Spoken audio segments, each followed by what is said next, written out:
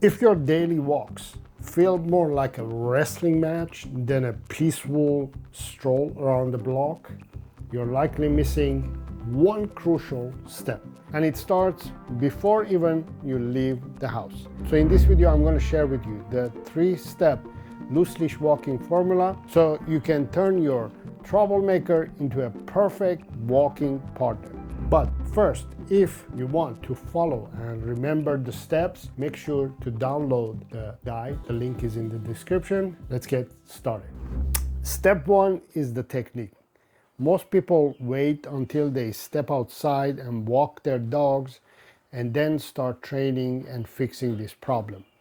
So the technique that you're going to use is a simple technique that basically explains that the dog needs to stay on a loose leash.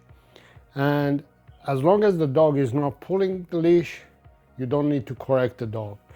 Doesn't really matter where the dog is. It's either in front of you, beside you, or behind you. As long as they're not pulling on the leash, you don't need to correct the dog.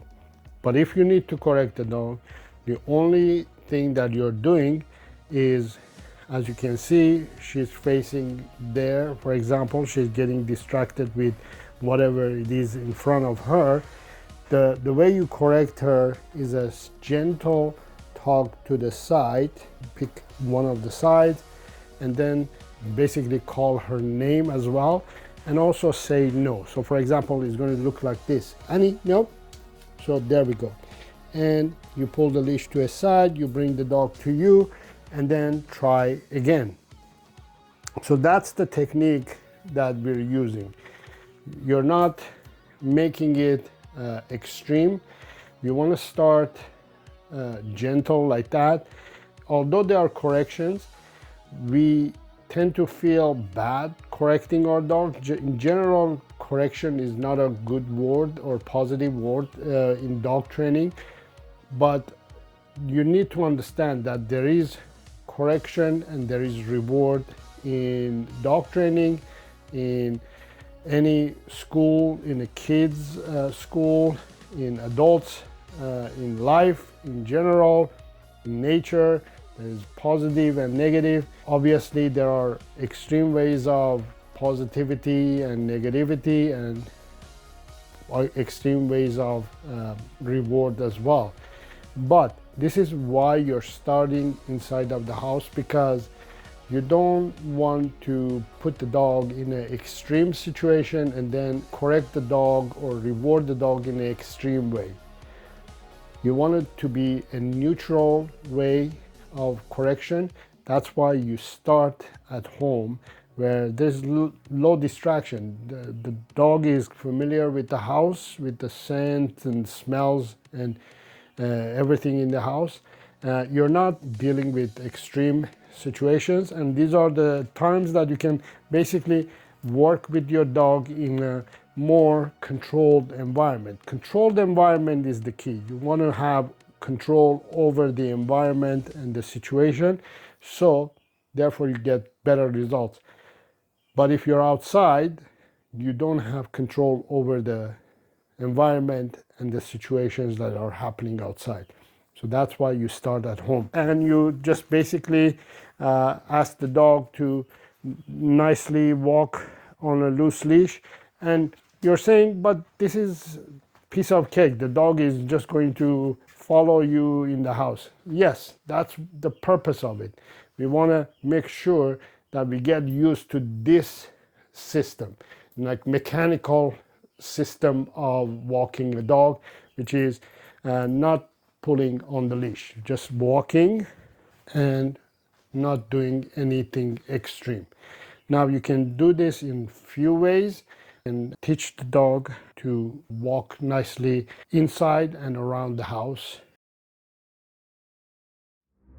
Now we are outside in the backyard, and we're adding a little bit more distractions, and we have less control over the environment, but we still have better control than outside. The goal here is to allow the dog to sniff and do whatever he wants, as long as it's not pulling on the leash. And if the dog pulls on the leash and it's not cooperating, nope, gentle guide.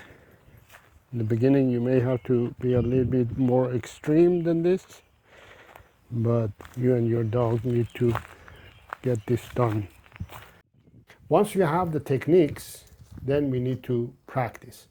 But stay tuned for step 3, because I'm going to share a secret weapon that fixes the biggest mistakes people make when they finally head to the park. So now we move to step 2, which is the practice. Now, some of the practices that you can do with your dog, you can start adding a little bit of distractions to the walking exercises that you do. This is because you want to prepare your dog before going out. So in this case, I use play or toys that my dogs really love, right? So in this case, Annie likes this toy, and I want to improve the walk. So the way I'm going to do, I know that she is reactive towards the ball. So when I throw it, she's going to go for it and she's going to pull me, and that's what's going to happen, right?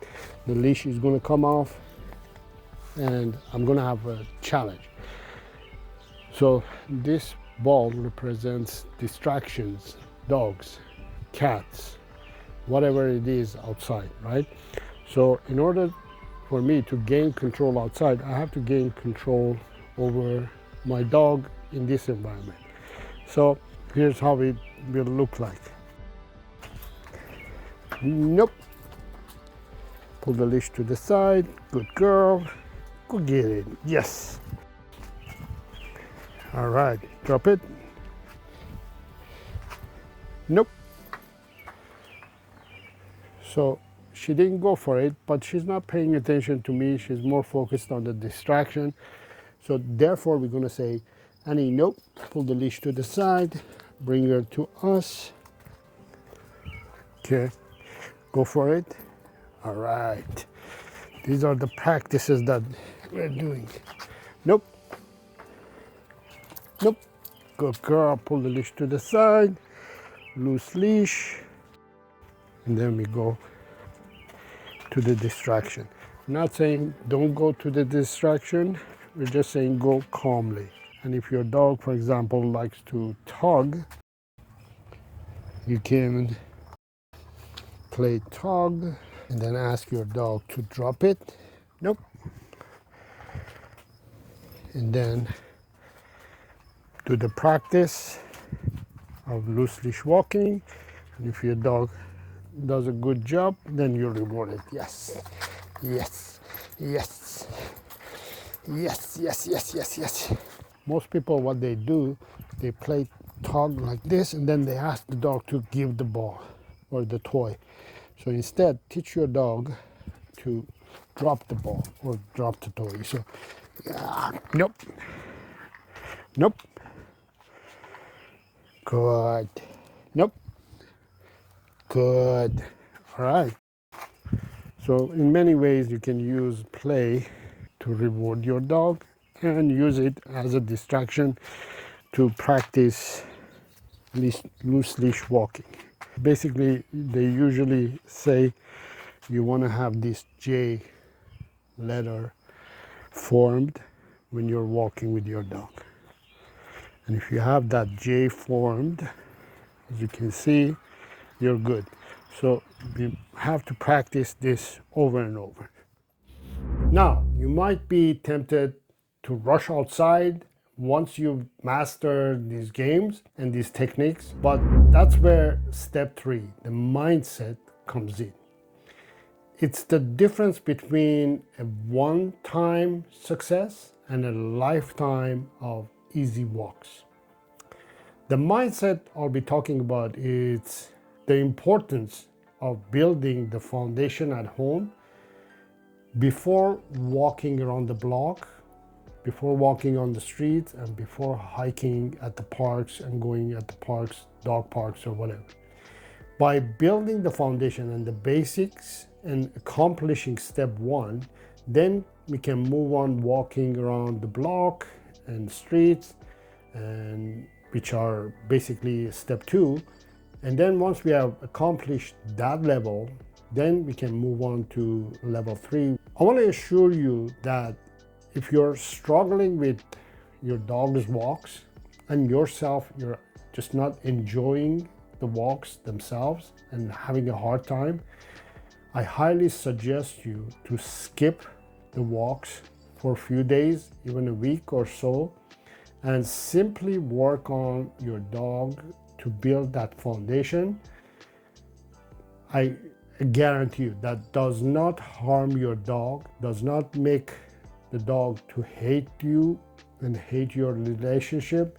Instead, when you do this by adding or including these simple games and healthy stimulation that you're providing for your dog, you're not only improving the relationship, you're providing a healthy stimulation and a healthy way of exercising your dog on top of improving the walks. So mastering the home environment is your secret weapon, because if your dog won't listen in the living room and won't pay attention to you, it won't definitely listen at the park or on the street. But how do you actually take the first step outside? That's exactly what we're tackling in the next video. We will step out the door and we will learn how to walk your dog outside. Please remember to download my free loose leash walking guide. The link is in the description. And if you want to talk about your own personal and individual challenges and situation that you have with your dog, feel free to book a free video call with me. And also, YouTube says that you like to watch this video, and please go ahead and watch this video, and I will see you in there.